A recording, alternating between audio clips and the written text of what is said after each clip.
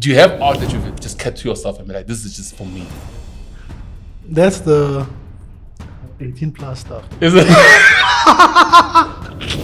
Does it actually pay enough to actually make a living? That depends on which stage you are in. That really depends. Whew. To anyone who wants to be an artist out there, don't quit your 9 to 5, please. Right? Okay, so in the beginning, it was more for what is. It was more for the love of it, eh? It was more for the love of it. And then I spoke to a friend of mine, like, hey, dude, your work is really good. Why don't you do this thing as like a career? And I was like, oh, okay.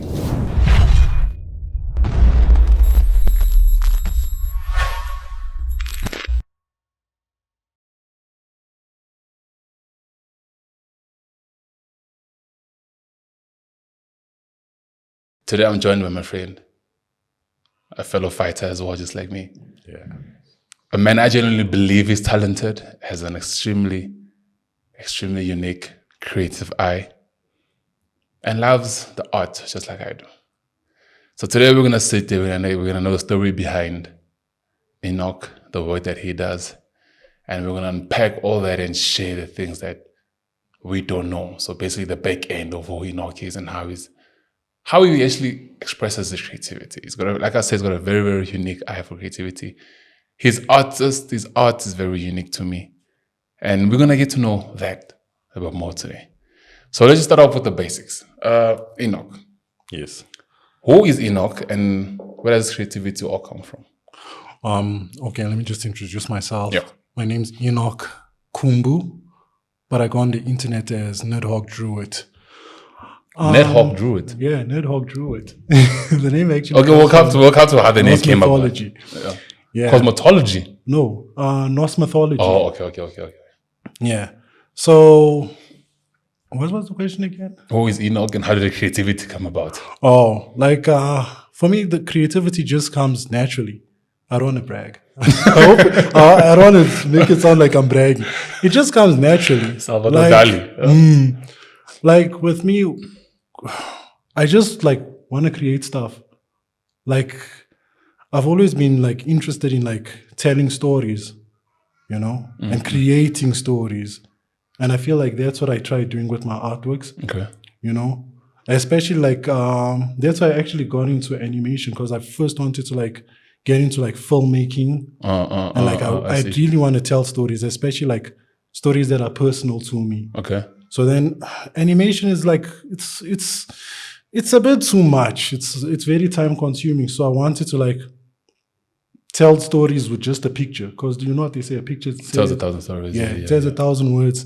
And I feel like I could do more with my artworks than with animation. So does that have, like, is it a matter of you prefer your hands or you prefer the tablet, or that doesn't matter to you?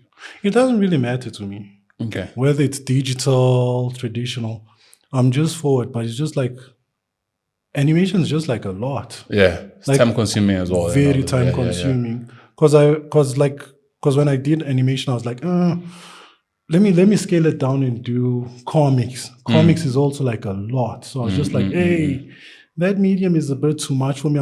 I do plan on getting into those mediums later on. But for now, I'm just like, I want to tell more stories that are personal to me, you know, through my artwork. So then was there a specific time growing up that you actually discovered that creativity is my field? Or is it something that you just were born with in terms of you just knew from grade 1, for instance? I think it's just something that came naturally to me. Because I remember my dad used to draw, right? My dad used to draw, R.I.P., right? It's like R.I.P. Yeah, my dad used to draw, like, and with me, like, I won't lie to you, I was like low-key a slow kid. So what's his thing? Slow what, when socializing or just? Like when it came to socializing. Like boomer? Yeah. Like I was very shy kid.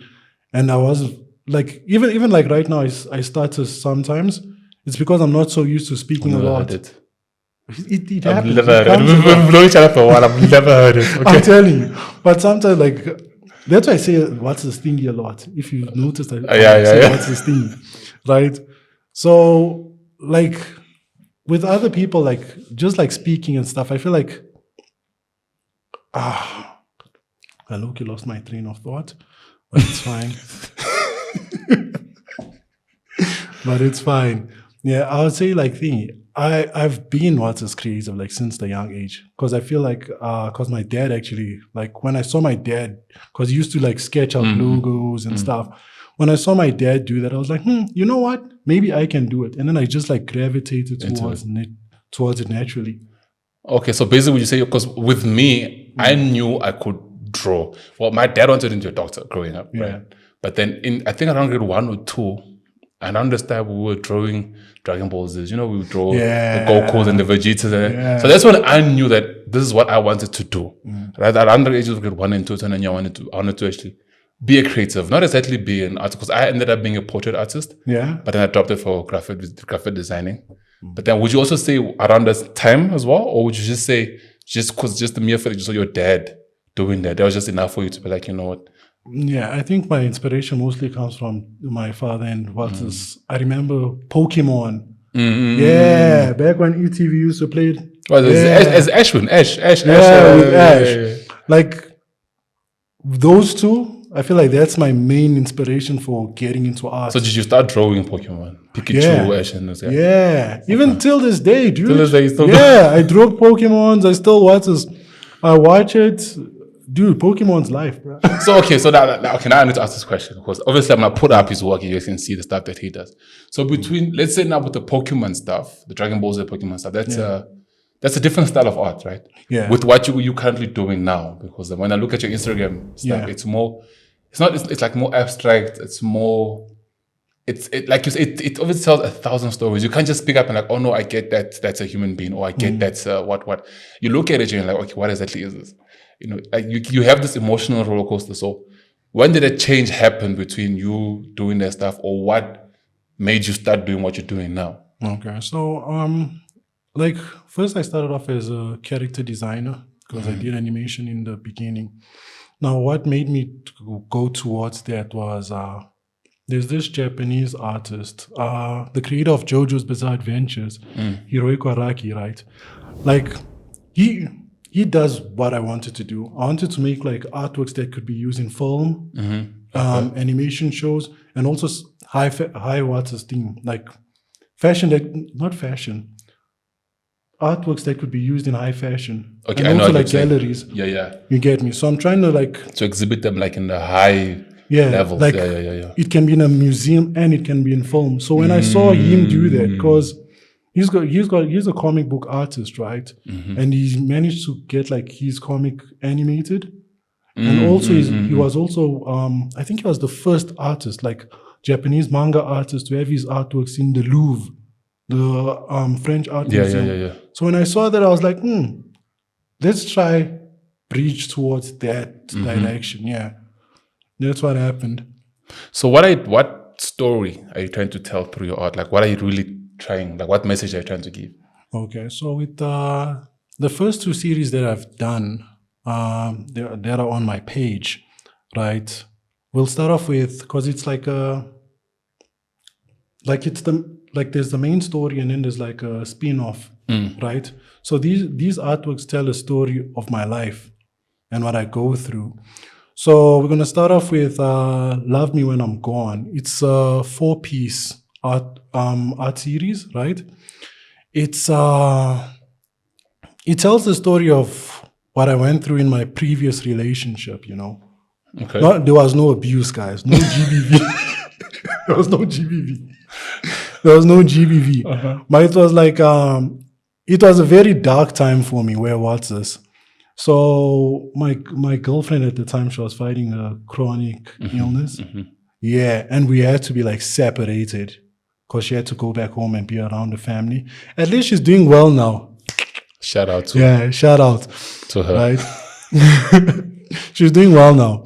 So at that time, right, I wanted to, like, with me, I'm not really a person who likes talking about like what I'm going through personal at the time. Stuff. Yeah. So then I decided to create these pieces on how I was feeling. So with this art series, it first starts off with the first piece it starts off with two figures, right? And then it goes, there's another figure. I'm not sure if you're going to put it up. I'm gonna put everything up. Yeah. Yeah. So then the following piece is a guy with like a broken heart, Okay. right? And then the next piece is a figure with like multiple heads. That represents, for me, that was like, what do you call it? Confusion, you know, like all the emotions are running away. And then the last piece it's a piece called Death Be Not Proud. I named it after, I forgot who wrote the poem, but it's named after a poem. I think I know of it. Yeah. Where it's like, because also at the same time, because like death was involved, I was also trying to make peace with the fact that what's this thing, death comes for all of us. Memento mori, something along those lines, dude. At first, that's what I named it. But now I was like, it's too overused. So I decided to go with Death Be Not Proud. Okay. Yeah. So is it safe to say that your art is typically an expression of the current stage you are in life? Yeah. So most of your art is just you expressing how you're feeling at that point. At that point in my life, yeah. Okay. So do you think people always understand that? I mean, like now with the 4 piece that you have to break it down, I'm pretty sure someone saw it for the first time. They probably have their own explanation of it. So do you want your messages to be caught from the first glance? Or do you want people to actually look at the picture and actually decipher it in their own version of it? I'd like people to decipher it in their own version, because a lot of people have come up to me, like whenever they see my paintings, they're like, oh, this means this. And it's completely different from what it means to me. Yeah. But what the message that the painting conveys to them at the time, it's important to them. So I want that, because it leaves room for discussion. Like, hey, what did you get from this? And like, I got blah, blah, blah. And I'm like, okay, what did you get? So for you, it's more of a mirror. When someone looks at your pictures, it's more of you are seeing a piece of you through my art, basically. Yeah, that's what I want. So would you say that some of the stuff you do, is it intentional or intentional? Like when you do some of your art, would you do with the intention of that, or something just happened that? It's just something that happens, because it's not something that I want to do, but I'm grateful that it happens. But I mostly create these artworks for myself, but then also like creating artwork for yourself is nice, but it's also, now that a lot of people have seen my paintings, it's so much better when I get other people's opinions and what they get from my artworks. I think I enjoy that more. I enjoy sharing my art now. Yeah. So what's your style? Is it acrylic? Is it charcoal? Is it just paintbrush? Is it pencil work? Because I've seen your stuff. Obviously, like I said, I've gone through a lot of your stuff, and I saw there's pen work, there's pencil work, there's brush work. Like, where are you now? In my current phase, was like everyone's art style and material, right? It comes with the phase. Okay. You've got like the digital stuff, and then the cartoons go with the digital. Oh. So you're not fixed on one particular style of artistry? No, I'm not. I've tried it. Like, what changes you? It depends on. When do you feel like now it's time to go acrylic? Now it's time to go charcoal? I feel like it depends on like how I'm feeling at the time, and my access to these materials. You get me? Because at first, like, it depends. Like right now, with my next series of paintings, I'm still brainstorming them. Right? It depends on the time also of the world. Because right now, you check with the whole Iran war happening. I want to like take that, what's happening with the war, and then also how the war makes me feel, and then come up with an art piece combining those two ideas. And also I'll have a main theme of it. Like right now, I think I told you that I'm feeling very like nihilistic. You did tell me, yeah. So I'll just like get all of those, brainstorm, and then I'll see what comes out of it. And then I'll pick a medium that will go with the style. So basically a medium as well is all a part of your expression. So nothing happens by accident for you. Nah. You don't just so happen to just use paints just because it's there. It's like, you know what, I feel like this medium will best express what I want to convey or what I want to put on paper. Yeah, that's how it is. Okay, that's interesting. So now I want to ask this question because, like I said, I've seen a lot of your stuff, and to me, some of them are like undone. Yeah. So that do you do it on purpose? And do you know when something is done or when it's undone? Or do you just feel like, you know what, I've come this far, this is it? You know, that's a good question that you brought up. Because, you know, before, like when I started painting, I would just like, I wouldn't know when something is done. So I'd keep doing it and doing it and doing it. But now what's this? A lot of my stuff, like you said, like what's this? They look undone. And that's something that I'm actually trying to go for. You know, a lot of artworks these days, especially with the AI stuff, they look too perfect. I don't like AI. Yeah, for me, it's over realistic. For me, it's not even overly realistic. It looks like over polished. It looks too finished, and there's no emotions behind it. For me, when I look at it, I don't feel anything. I'm just like, oh, this is nice, and then we move on. For me, it's just like it feels like hotel art. Yeah. Like there's no background. It's just there. It's just there. Sometimes it looks good, but then it's like it looks too good. It looks too good. So I'm like, nah. But yeah. So some of it unfinished work are on purpose. It is on purpose. Why would that be? Because you're trying to also, is that a message thing, or is it just because you feel like, okay, I think I've come to the end of the creative process for this one? It's the part of the creative process. Because like I was saying, like before, like overdo my artwork, right?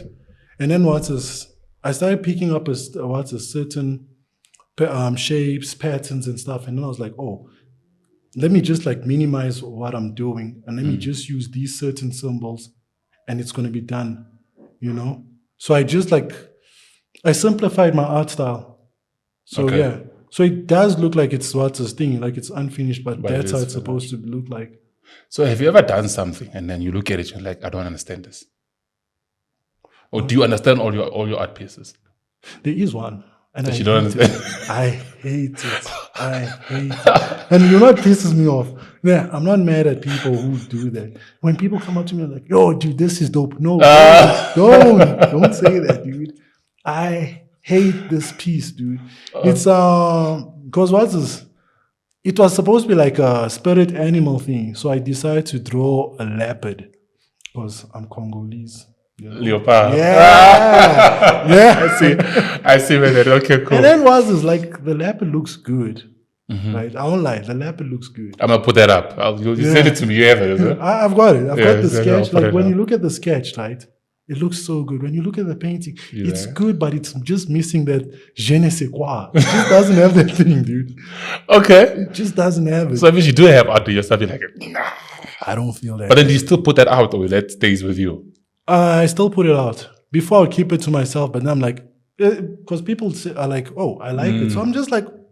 So for you, it doesn't have to be perfect for it to be released. As long as you're like, you know what, I'm happy, it's going to go out there. Do you have art that you've just kept to yourself and be like, this is just for me? That's the 18 plus stuff. Dude. Is it? That's the only art. Wait, I don't know if you've posted, but I've seen some of them on your statuses. Yeah, those ones. So those ones stay with you. Those ones stay with me. I don't want to post them yet because people will look at me funny. That's like, so weird, people. Yeah, that's so. What's the movie? What's the title of the movie with what's that black chick? Kelly Rowland. Have you watched the movie? Tyler Perry movie. It's a Tyler Perry movie. They got Kelly Rowland in there. Mia culpa. Have you watched the thing? I watch it. I feel like you're that guy. You're like that guy. Anyway, let's get down to the reality of being an artist. Because I feel like we've all been there. I mean, I've tried doing photography. I've tried doing the stuff and all that stuff.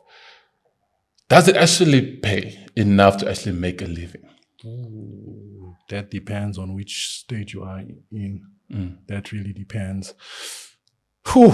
To anyone who wants to be an artist out there, don't quit your 9 to 5, please. Right? Because your art is tough, dude. It is, eh? It's tough. You know, I was even having a conversation with one of my friends. I'm like, talent is low-key kind of useless if you're not making money from it. It is. That's what I said at the beginning. Nowadays, talent is not enough. Dude, it's not going to get anywhere with enough. Yeah? It's not enough. Like, dude, it's a scary topic just thinking about it. Like, for me, it's like I say, it's like the stage you are at. Like if you're starting off, don't expect a lot of money. Don't, what's this thing?